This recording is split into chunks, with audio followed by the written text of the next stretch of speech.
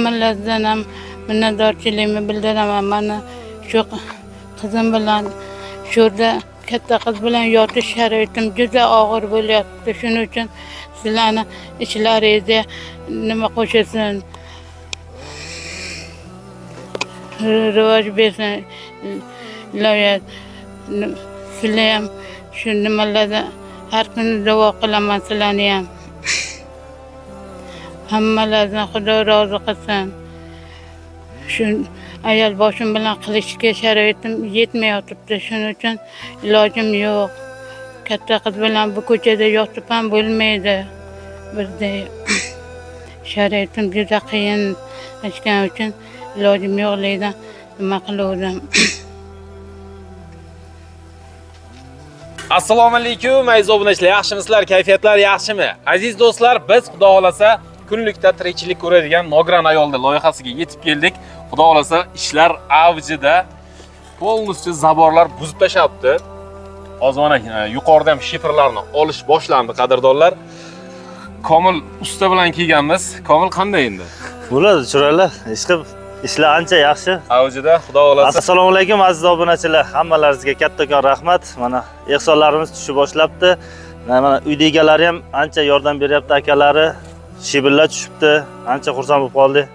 Xuddi shunday. Aziz do'stlar, Sberbank kartamizga 4000 rubl pul yig'ilibdi. Opani o'zlarini O'zbekiston Xalq banki kartalariga 337 ming pul tushibdi. Bu yo'g'ga ham ehsondan bardavom bo'lamiz. 2,5 million so'm pul kerak bo'ladi, qadrdonlar. Biz mana shu ishni boshlashimizga mana hozir shifrlar olinyapti. Polностью pogruzchik bilan buzib tashlashga tayyorlanyapti. Zaborlar hammasi olib tashlangan. Opa ham mana shu yoqdalar o'zlari. Zaborlar hammasi chetga mana chiroyli qilib taxlab qo'yilgan. Qandaysiz opa? Assalomu alaykum. Yaxshimisiz? Mazangiz zo'rmi? Charchamayapsizmi? Ular yaxshi. Mana yurtdoshlarga nima deysiz? Sizga ehson qiladiganlarga. Yurtdoshlar mana ishni boshladi. Katta rahmat. Mana hammalaringizga Alloh kuch-quvvat bersin. Opam ozgina tortin egallar-da. Shunday, opa salgina gapga yo'qlab ko'pchilik o'sha yozishyapti, xijolat qilmang deb. Yangiliklar, opa Shibin kelib tushibdi. Qachon kecha keldimi Shibin? Ha, kecha keldi. Endi Ha, Shibin tushibdi. Endi keladi. qum ham keladi. Keladi. Bundan keyin deb aytgan kelsa nima qiladi? Abitdan keyin keladi. Ha, keladi. Nima ish qilyapsiz o'zingiz? Hozir endi mana shu yerda mana bilan bosh birda o'tiribman-da. Ha, gap yo'q, malades. Xullas, qumda akalari zakaz qilgandi kecha. Qum kelgani yo'q, hozircha Shibin kelibdi. Qum ham keladi. Qum ham keladi, xudo xolasa. Abitdan keyin keladi. Undan buyog'iga jigarlar ehsondan bardavom bo'lamiz. Tosh olishimiz kerak. Bir moshin tosh 900 ming. Keyin nima? Bir tonna sement olishimiz kerak. 800 ming. Keyin mana buni 500 ming, 600 mingga surdirib tashlashimiz kerak.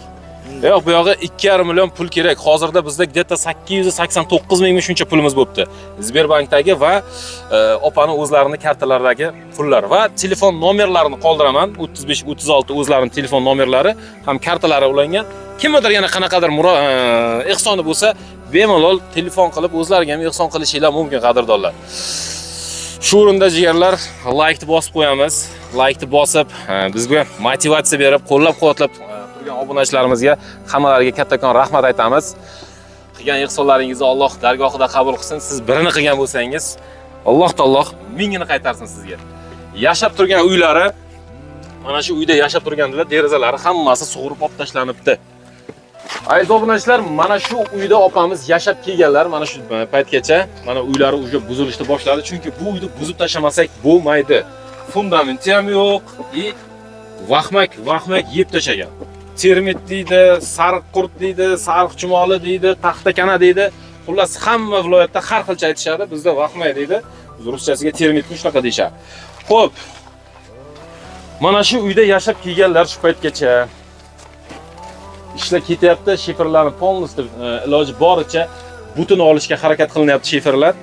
Endi shifrlar nechinchi yillar urilgan shifrlar, opa? Shu qilinganda Shu 22 yil oldin qilinganda shifer urilgan. Ustidan rosa suv ham tomgan bo'lsa kerak. Ha. Qishda, ha? Nima bo'lib qoldi? Yashagan uylari mana shu uy, mana eshiklari olib tashlanibdi hammasi. Eshiklari olib tashlanibdi. Xullas chang bo'lyapti ichi. Birinchi videolarimizda qo'yganmiz. Xullas sharoit dabdala. Ehsondan bardavom bo'lamiz shu opamiz uchun Alloh yo'lida. Oz-ozdan 100 rubl, 200 rubldan ehson qilib tursak, Xudo xolasa chiroyligina uylar qilamiz. Opamiz Xudo xolasa mana shu chiroyli uylarda qizlarini uzatadilar nasib inshaalloh. To'ylar bo'lsin, to'ylarga kelib xizmat qilaylik aziz do'stlar. Shunday bo'lsin. Xo'p. Qanday endi? Kayfiyatlar qanday? Bugun sal chehrangiz ochilibdi. Bo'ladi, yaxshi. Ha? Bo'ladi, yaxshi. Nima deb o'ylaysiz? Uy bitadimi, bitmaydimi oxirigacha? Endi bitishga harakat bo'lsin. Shu quvvat bersin. Albatta.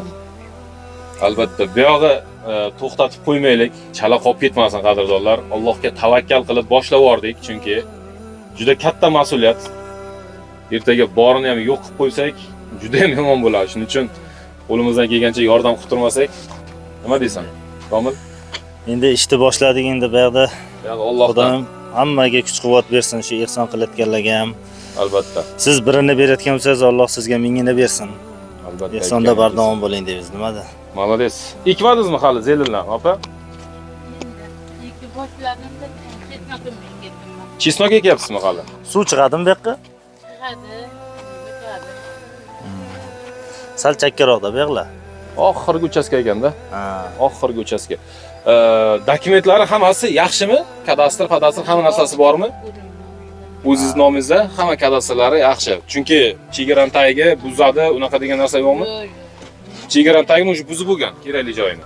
Mana shuncha nima ko'chadagilar qilyapti, o'zim nomimda kadastr.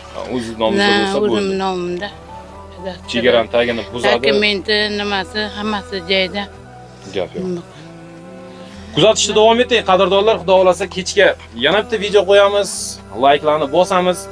Kommentariyalar kam bo'lyapti. Fikrlarni kommentariyaga yozib qo'yamiz. Kimda qanaqadir fikrlar bo'ladigan bo'lsa, takliflar bo'ladigan bo'lsa, bemalol, bexijolat yozaveramiz. Buni ham buzib tashlaymiz basenda ham. Chunki buni umuman foydasi yo'q. Buning ichida suv turmaydi. Suv turmaydi-da, bu o'zi yorilib ham charchab qo'yganda. Suv quygandan o'sha suv chiqib ketadi bundan. 100%. Chunki